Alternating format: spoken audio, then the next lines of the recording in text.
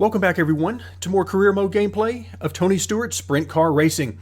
And in today's video, we're going to do something a little different. Now, of course, we'll be headed out to Jacobs County. We'll be running on the third mile with at least a little bit of banking in contrast to what we were just dealing with at the Chili Bowl. But I want to do something different with the car performance. You see right now at the bottom of the screen, we're at a 37 out of 37. And what that means is even after our last race at the Chili Bowl, we did not lose any performance, even though we lost a little bit of durability in our parts. So that's good. That means we don't have to do any repairs right now if we don't want to.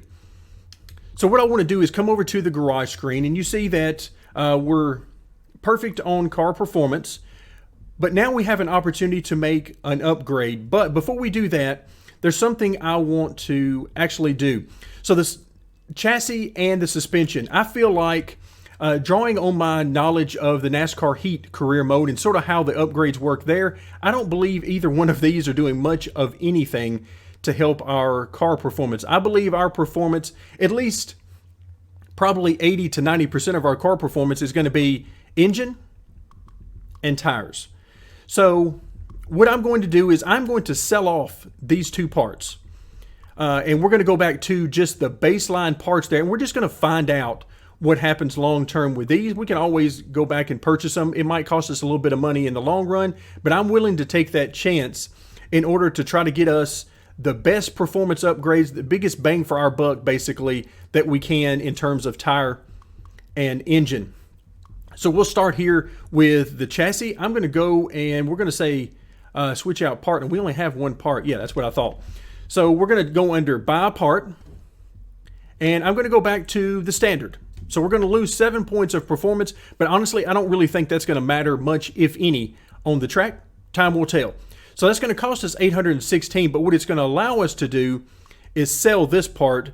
And again, we'll probably take a bit of a loss on that right now, but going forward, I think it's going to give us some more money available to upgrade what we need to. So let's go ahead and purchase this part. And yes, we'll purchase and equip that one. So we lose some performance there. Now we're going to go under switch out. And let's see what happens if we sell this part. How much money do we get back for it? Now it's not quite at its maximum durability, so that's going to hurt a little bit. So $1,300. All right, so we'll take that. That's perfectly fine with me. It'll hurt us a little bit short term, but I'll take it in terms of long term. So now we'll once again go under buy a new part. We'll go back to the standard. And wait a minute, we already own that? Oh wait, we're in the wrong thing. Good gracious alive. All right, so let's try this again. What do we have here? So we're going to do install part. Then we come back to switch out, and now we can sell it. So 923. So not a lot of money, but at this point, I'd rather have the money than these upgraded parts in these particular areas. So now we come back to the tires. But first, let's look at the engine. So, oops, wrong button. Let's look at a new engine. And so realistically, what we're looking for here is this particular engine, which is going to give us 19 or a plus 10 from where we are now. That's at $24,900. So we are a long way away from being able to get there. And in order to get there, we're going to need some really much better finishes than what we're getting. And I think the way we're going to get there is not through chassis or suspension upgrades, but rather through the tires, or at least that's the test I want to run. Maybe it blows up in my face and we just wasted some money there, but I'm willing to take that chance. So we're going to come back to tier 2, 5,600 right here. Wow.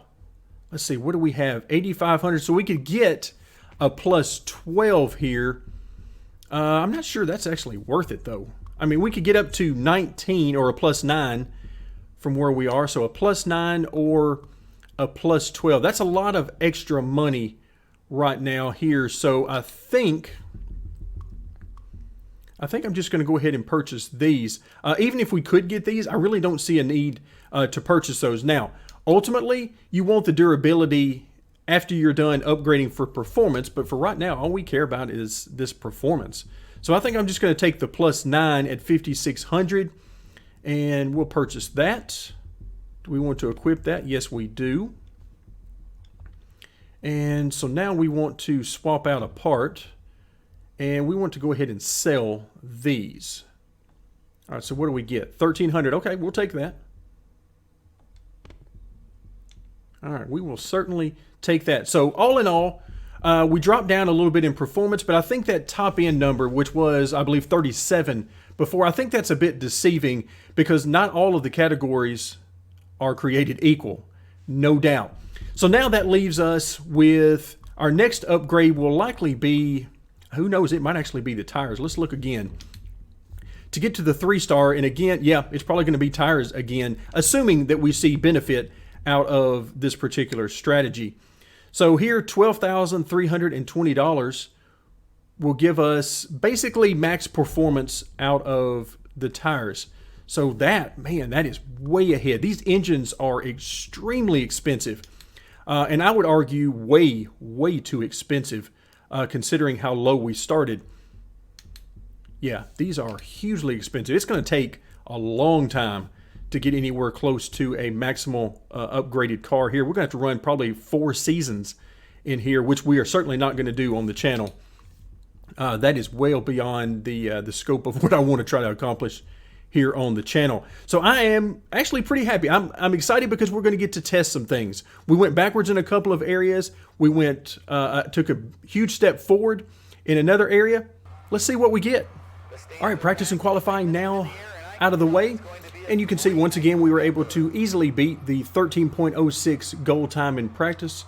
And qualifying was even better than that at a 12.66. There's more speed there, but this is one of those tracks in the midgets, particularly for the way our car is right now, that it is easily wide open. So basically, it's all about just using as much of the track as you can to maintain maximum speed. So that's where we're going to get hurt here. I'm using the maximum gear, the 6.0 gear that we can, and that's actually pretty good RPM numbers. It gets us much closer than we're used to the red line number, which is a welcome change for us. But we've got plenty of grip. And let's see how it goes here in heat race number 4. All right, you heard the man, top 5 advance to the A main. Our chances of that are probably pretty slim, but we're about to find out what we can do with this thing. All right, let's see what we got. So starting 7th on the bottom. Let's see what happens. What do these guys do with us? Do we have any speed to keep up with them? And also, I need to see what kind of groove they're running. Ooh, look out. That was close. All right, did a little slide job. Got by one guy. Now 2 guys are going to be coming right back by me. So that didn't quite work out the way we needed. 2 more laps to go. Again, car's handling just fine. It's just a matter of being able to have the speed, trying to use up as much of the track as I can, but every time I go higher, even on the straightaway, these guys are looking to my inside, so I have to be very careful about that because I can just tell that they're trying to get below me. So that's 6th position. That's not terrible. It's better than I thought we were going to be doing there. So now that will get us into the B main, starting 4th. Let's see what we can do there.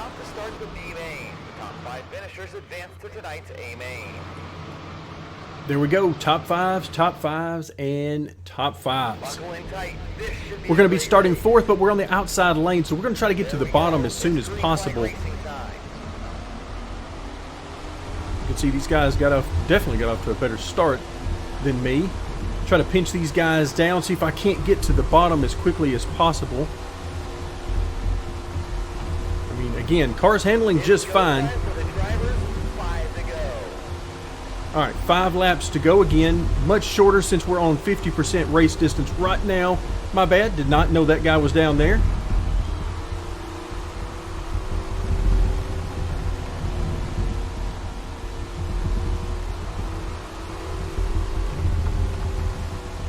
Just trying to figure out where these guys are going to go in the corners. Every time they go high, I get excited because, oh, I thought that guy was underneath me going into the corner. That's why I went up so high. Otherwise, I want to be right down here on this bottom.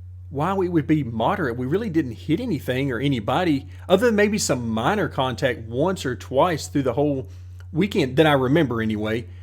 So weird that it wouldn't have been better results than that. But regardless, you can see that the tires poor after that. And that is in all likelihood because when we upgraded our tires, we did not get a whole lot of durability. So that's one of the downsides of trying to take some risks and purchasing tires with a lot of performance but not a lot of durability. It's going to cost us some money week to week in keeping them upgraded and keeping them at max performance. So we're now at 13 out of 19, certainly not where we want to be, so we'll need to spend some money there. Otherwise, everything else looks pretty good. We didn't lose a lot on the engine, so we'll add $2,200 to the bank account. That'll bring us up to $6,400. Added 14 more fans, so a total of 61 there. So that'll do it for today. Thank you very much for joining me, and stay tuned for more career mode gameplay of Tony Stewart Sprint Car Racing.